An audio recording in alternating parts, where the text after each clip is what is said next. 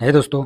आज का वीडियो उन सब के लिए है जो कि स्टॉक मार्केट में इन्वेस्ट करना चाहता है, मगर क्या है, लेकिन उसमें बहुत ज़्यादा कन्फ्यूजन आता है। मतलब बहुत ज़्यादा कन्फ्यूज है कि ईटीएफ में इन्वेस्ट करे तो कहाँ पर करे, कौन सा ईटीएफ में करे, कौन सा सही रहेगा, या ईटीएफ के अलावा और कोई दूसरा ऑप्शन है कि नहीं है। तो उसके ऊपर बेस करके बहुत ज़्यादा कन्फ्यूज है।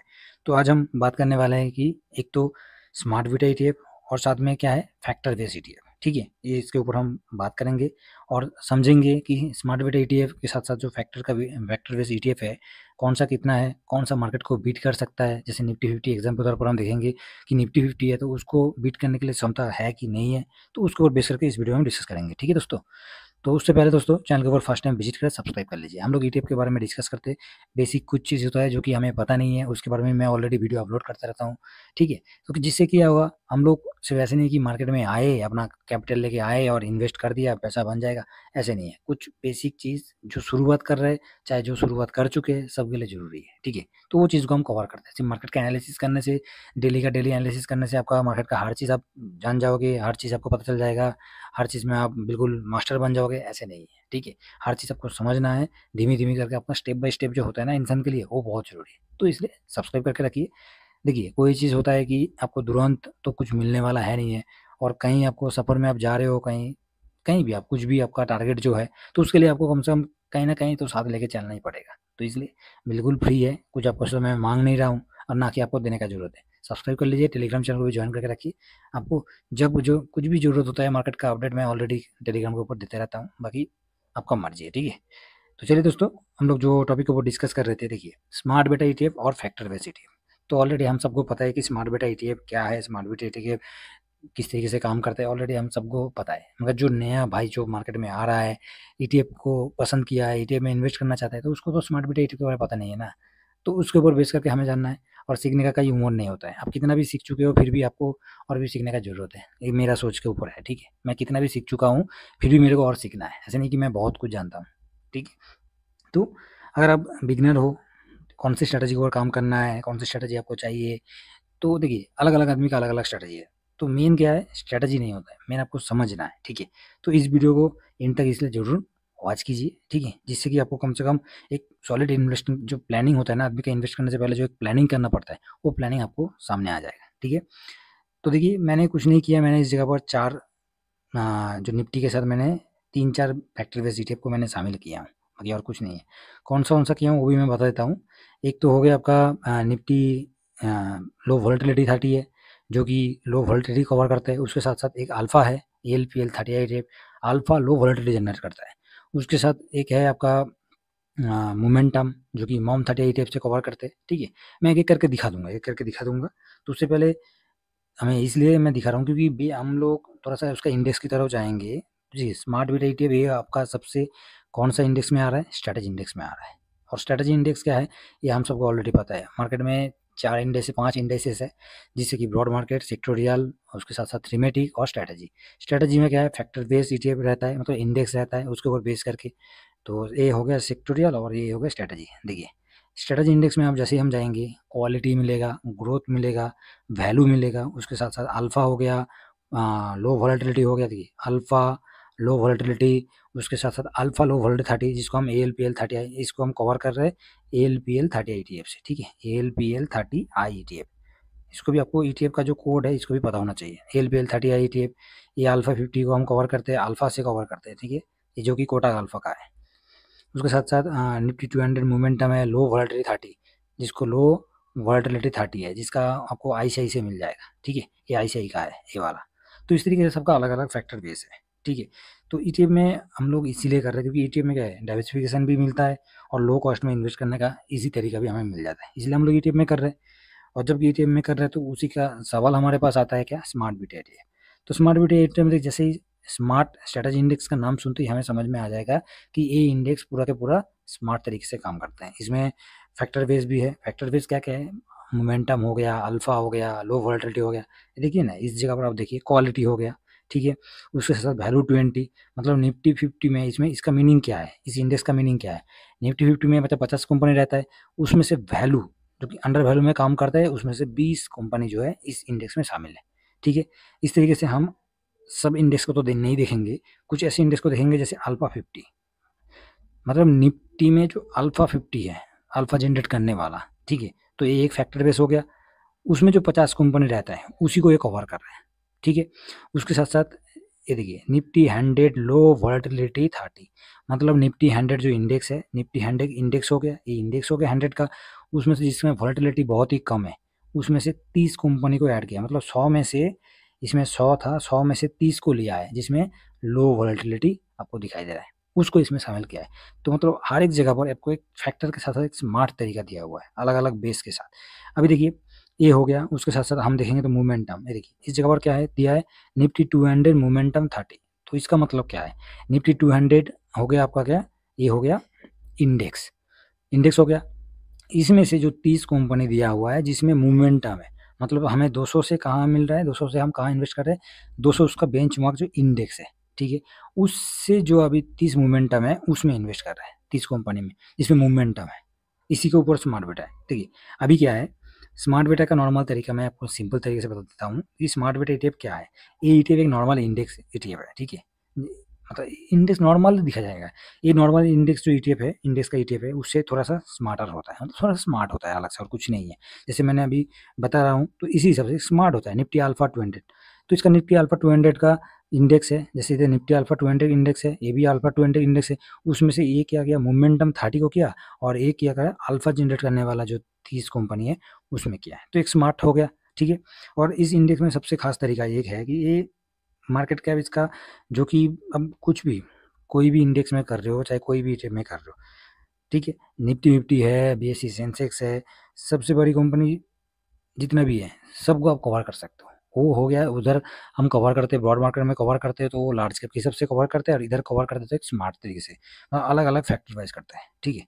लेकिन देखिए स्मार्ट बेटा ETF में एक तो जो इसका एल्गोरिदम है ना, एल्गोरिदम बहुत ज़्यादा इसको फॉलो करता है, बहुत ज़्यादा, जिसमें कंपनीज जो सिलेक्ट किया जाता है तो इसमें बेस करके लो वोलेटिलिटी, उसके साथ साथ हाई डिविडेंड, जैसे आपको मैं इधर दिखा दूँ तो देखिए लो वोलेटिलिटी तो आपको दिखा दिया, लो वोलेटिलिटी हो गया। उसके साथ साथ हाई डिविडेंड वाला देखेंगे तो आपको हाई डिविडेंड दिखाई देगा, इस जगह पर कहाँ गया, ऊपर में होगा, तो इस जगह पर ये देखिए ये डिविडेंड पॉइंट भी इंडेक्स इसमें बना के रखा हुआ है। तो इस तरीके से बना है। तो लो वोलेटिलिटी, जब लो वोलेटिलिटी हम जाएंगे तो लो वोलेटिलिटी का मतलब क्या है, इसका मतलब ये जो कि कम प्राइस फ्लैक्चुएशन इसका कम होता है, ठीक है, इसका फ्लैक्चुएशन कम होता है। हाई डिविडेंड में जाएंगे तो ज़्यादा प्रॉफिट रिटर्न देती है ये, ठीक है, इसलिए हाई डिविडेंड दिया गया है। इस तरीके से अलग अलग फैक्टर दिया है। उसके बाद हम क्वालिटी में जाएंगे, देखिए इधर क्वालिटी में जाएंगे तो क्वालिटी, क्वालिटी का सिर्फ एक नहीं है, बहुत सारे हैं। तो क्वालिटी का क्या है, इसमें क्या है, क्वालिटी फैक्टर जैसे आता है तो निफ्टी 200 में आपको इसका फैक्टर क्या हो गया, क्वालिटी का, ठीक है। जैसे कि फाइनेंशियल ताकत बहुत ज़्यादा स्ट्रॉन्ग है, उसके बाद इसका रेशियो भी ठीक ठाक है, ठीक है, इस तरीके से। उसके साथ साथ हम जाएंगे और कहाँ गया, हाँ वैल्यू भी है, अल्फ़ा भी है, उसके साथ साथ वैल्यू भी है। तो इधर ऊपर में चला गया, ये वैल्यू 20, देख पा रहे हो कि वैल्यू, तो इसका फैक्टर बेस क्या है, वैल्यू है।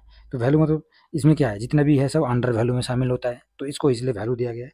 तो इसका पर्पज़ है मार्केट को बीट करना, और साथ में क्या है इसमें, और ज़्यादा रिस्क हम लेते नहीं हैं, तो बिना रिस्क के हम लोग आराम से इसमें इन्वेस्ट कर सकते हैं, और बिना रिस्क इसमें रिटर्न भी देने का उम्मीद रखता है। तो ये सबसे खास चीज़ है।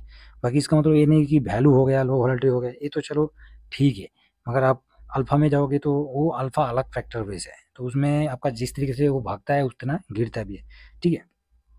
तो मार्केट गिर रहा है, तब आपका स्मार्ट बेटा आपको क्या करता है, कुछ स्मार्ट तरीके से आपका पोर्टफोलियो होगा तो आपको बिल्कुल पोर्टफोलियो को स्टेबल रिटर्न करके देगा, जिसमें आपका लो वोलेटिलिटी भी है, ठीक है। क्योंकि लो वोलेटिलिटी हो गया, डिफेंसिव हो गया, ये सब सेक्टर क्या है, आपको स्टेबल करके रखता है अपना पोर्टफोलियो को, तो इसका भी एक खास रीज़न है, यही है।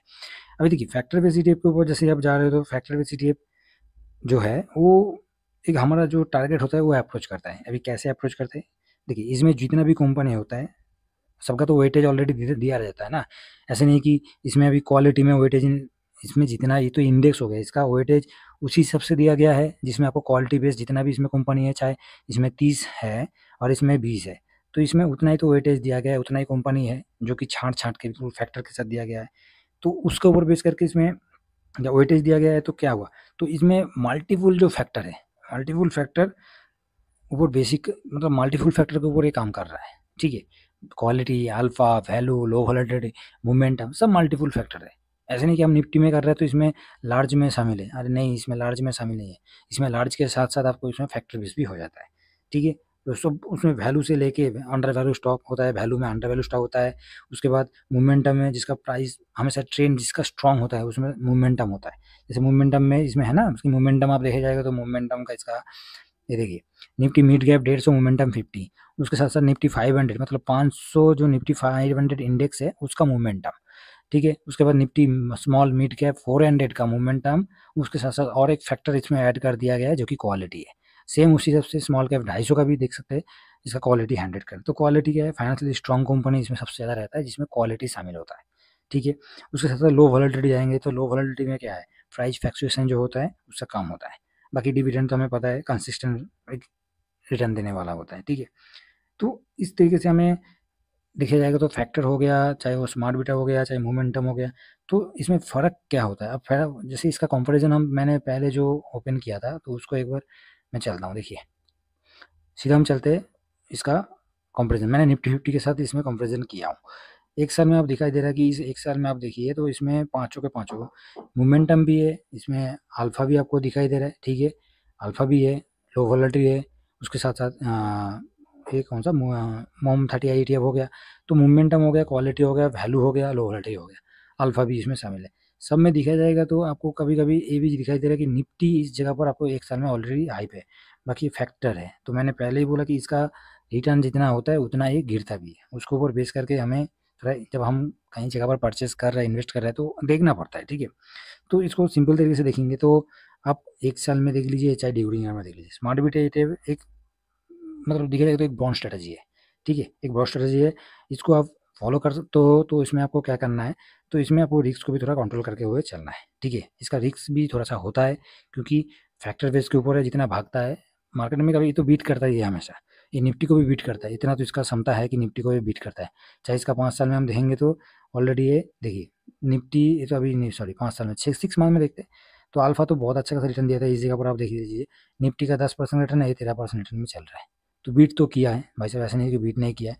तो एक चीज़ देखना है क्योंकि फैक्टर बेस्ड ETF ज़्यादा फोकस होता है तो इसमें क्या है, हाई रिवार्ड भी होता है। जैसे हाई रिस्क होता है तो हाई रिवार्ड भी होता है। तो रिस्क के साथ साथ इसमें रिवार्ड के लिए आपको बिल्कुल तैयार भी होना ज़रूरी है, ठीक है। अगर आप इसमें लॉन्ग टर्म के लिए कर रहे हो, ठीक है, इसमें लॉन्ग टर्म के लिए चाहे वो आप निफ्टी में कर रहे हो चाहे स्मार्ट बीटा में लॉन्ग टर्म के लिए आप जा रहे हो, तो एक स्टेबल ग्रोथ चाहते हो, मतलब आपको चाहिए कि एक स्टेबल रिटर्न चाहिए मेरे को, ठीक है। तो मेरे हिसाब से स्मार्ट बीटा ठीक है, ठीक है। आप थोड़ा अग्रेसिव हो कि मेरे को और मार्केट के ट्रेंड को फॉलो करना है मेरे को, और साथ में मेरे को और भी फैक्टर बेस के ऊपर मेरे को इन्वेस्ट करना है, तो वो भी उसके लिए ठीक है, ठीक है। जो रिस्क लेना पसंद करते हैं उसके लिए हर चीज़ सही है, जो कम रिस्क लेना चाहते हैं उसके लिए कभी ठीक नहीं है, ठीक है। तो ये हो गया आपका स्मार्ट बीटा। और इसमें से सबसे एक चीज़ है, आप स्मार्ट बीटा में हो चाहे आप फैक्टर में हो चाहे आप ब्रॉड मार्केट में हो, तो आपका टारगेट पहले होना चाहिए कि मेरे को लॉन्ग टर्म पे जाना है, कि मेरा गोल क्या है, मेरा रिस्क कितना है, मैं कितना रिस्क ले सकता हूँ, मेरा कितना ज़रूरत है, रेगुलर में इन्वेस्ट कर सकता हूँ कि नहीं कर सकता हूँ, ठीक है। ये सब चीज़ आपको खुद से देखना पड़ेगा और खुद से आपको करना पड़ेगा। तो इसलिए मैं कोई रिकमेंडेशन नहीं करता हूँ, मैं आपको एक नॉलेज के लिए बता रहा हूँ कि मेरे को हम लोगों को क्या-क्या चीज़ देखना है और क्या-क्या चीज़ देख के हमें आगे का इन्वेस्ट करना ज़रूरी है, ठीक है। दोस्तों अगर आप ईटीएफ में इन्वेस्ट करना चाहते हो तो स्मार्ट बीटा ईटीएफ और फैक्टर बेस्ड ईटीएफ दोनों को समझना ज़रूरी है, ठीक है। अपनी स्ट्रेटजी अपना गोल को हिसाब से आप बना लीजिए कि आपको किस तरीके से चलना है, कैसे चलना है। और साथ में थोड़ा-सा एक ही चीज़ मैं बताऊँगा, थोड़ा-सा डिसिप्लिन को भी फॉलो करना ज़रूरी है, ठीक है।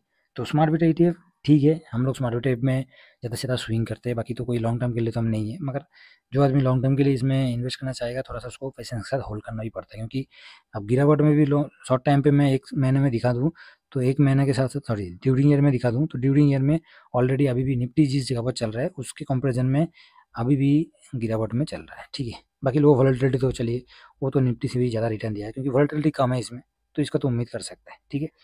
मगर इसका ये कौन सा था, एक सेकेंड, तो ये आपका था लो वोलेटिलिटी। तो इसके हिसाब से ये तो अपना जगह पर चल रहा है, इसमें तो कोई दिक्कत है नहीं।